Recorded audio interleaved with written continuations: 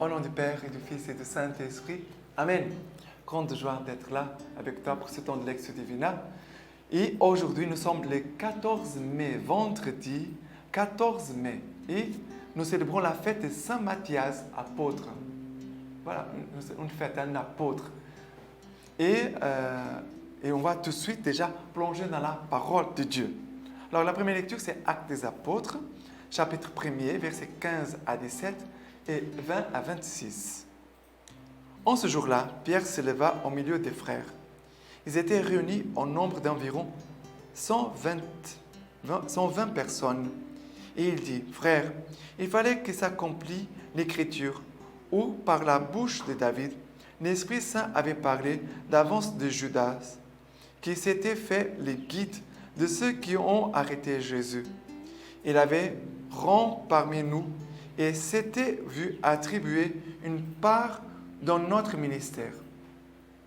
Or, il est écrit au livre des psaumes que son enclos devienne désert et qu'il ne se trouve personne pour y habiter. Et encore, qu'un autre reçoive sa charge. Il faut donc que de ces hommes qui nous ont accompagnés tout le temps que le Seigneur Jésus a vécu au milieu de nous, en commençant au baptême des gens jusqu'au jour où il nous fut enlevé, il y en ait un qui devienne avec nous témoin de sa résurrection. On en présenta deux, Joseph dit Barsabas, surnommé Justus, et Matthias. Alors, ils furent cette prière. Toi, Seigneur, qui connais le cœur de tous les hommes, montre-nous lequel de ces deux tu as choisi pour occuper dans le ministère de l'apostolat la place qu'a délaissée Judas pour s'en aller à sa place à lui. Alors, on tira au sort, et le sort tomba sur Matthias, que fut mis au nombre des 12 apôtres. Voilà, ici la première lecture. Et c'est beau de voir, c'est Pierre, comme chef des apôtres, qui prend la parole et qui dit, « Frère, il fallait que s'accomplisse l'Écriture où par la bouche David, l'Esprit Saint avait parlé d'avance du Judas. » Voilà, et il va dire, il ne faut pas que sa place soit vide. Voilà, en résumé, c'est ça. Il faut que sa place soit pas vide. Et la parole de Dieu nous dit qu'on présenta deux, Joseph et Matthias. Et il a deux propositions, mais Pierre n'a pas voulu choisir. Et qu'est-ce qu'il fait comme attitude? Prière. On va prier. Parce que c'est Dieu qui connaît qui doit être l'apôtre, un nouveau apôtre. Et ils vont prier.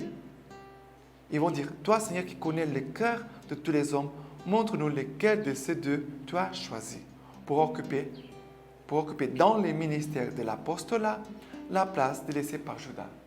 Et ils vont tirer au sort. Ils n'ont pas choisi, ils vont tirer au sort. Et le sort tomba sur Matthias. Mais regardez, dans l'Église, il ne faut pas avoir des places vides. Première chose que Dieu veut nous dire, il ne faut pas avoir des places vides. Si quelqu'un a abandonné un service en l'Église, on doit tout de suite prier, dire Seigneur, que cette place soit occupée par qui tu as déjà choisi. Parce que malheureusement, on voit des chrétiens qui abandonnent l'Église, malheureusement, on voit ça, qui ne veulent plus servir.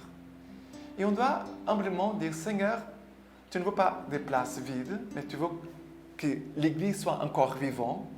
Parce que, regarde, Matthias a été choisi pour le service, pour le ministère de l'apostolat. Ça veut dire pour la mission, pour l'évangélisation, pour le service de l'Église, pour le service aux frères. Non pas pour un titre, un honneur. Non, pour servir. Matthias a été choisi pour servir. Et dans l'Église, c'est comme ça. Nous tous qui avons une responsabilité, une fonction, c'est pour les services.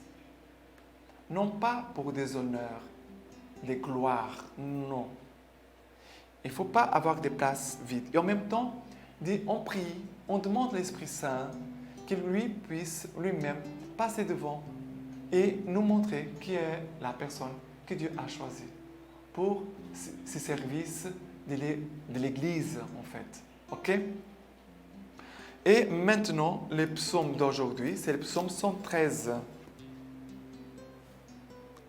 Alléluia, louez serviteur du Seigneur, louez le nom du Seigneur. Béni soit le nom du Seigneur, dès maintenant et à jamais. Du lever du soleil à son coucher, loué soit le nom du Seigneur. Plus haut que tous les peuples, le Seigneur, plus haut que tous les cieux, sa gloire.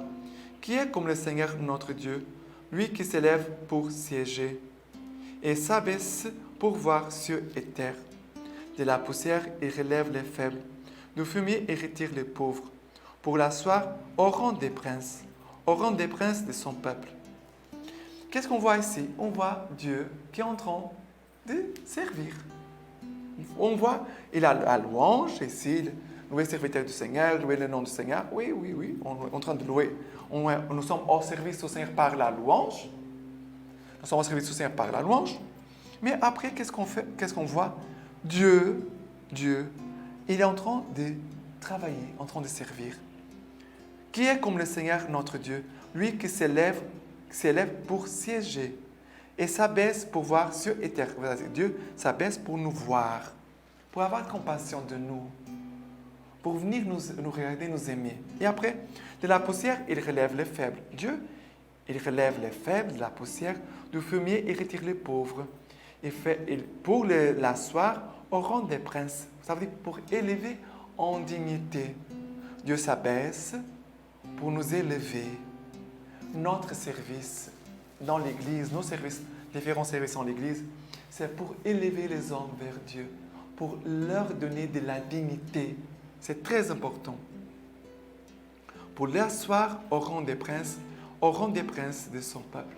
Ça veut dire, notre service, c'est pour les plus petits d'abord, les plus pauvres, les abandonnés, les orphelins, les veuves, les pauvres, les petits, les opprimés. C'est là, parce que c'est eux en premier que Dieu vient pour servir. Jésus va dire d'ailleurs, je ne suis pas venu pour être servi, mais pour servir et donner ma vie en rançon pour la multitude. Voilà ce que Dieu nous dit. Et maintenant, l'évangile d'aujourd'hui, c'est Jean chapitre 15, versets 9 à 17. Comme le Père m'a aimé, moi aussi je vous ai aimé. Demeurez en mon amour. Si vous gardez mes commandements, vous demeurerez en mon amour. Comme moi, j'ai gardé les commandements de mon Père et je demeure en son amour. Je vous dis cela pour que ma joie soit en vous et que votre joie soit complète. Voici quel est mon commandement. Vous aimez les uns les autres comme je vous ai aimé. Nul n'a plus grand amour que celui-ci, déposer sa vie pour ses amis. Vous êtes mes amis si vous faites ce que je vous commande. Je ne vous appelle plus serviteur, car le serviteur ne sait pas ce que fait son maître.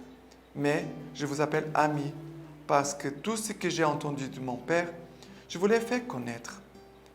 Ce n'est pas vous qui m'avez choisi, mais c'est moi que je vous ai choisi et vous ai établi pour que vous alliez et portiez du fruit et que votre fruit demeure, afin que tout ce que vous demanderez au Père en mon nom, il vous le donne.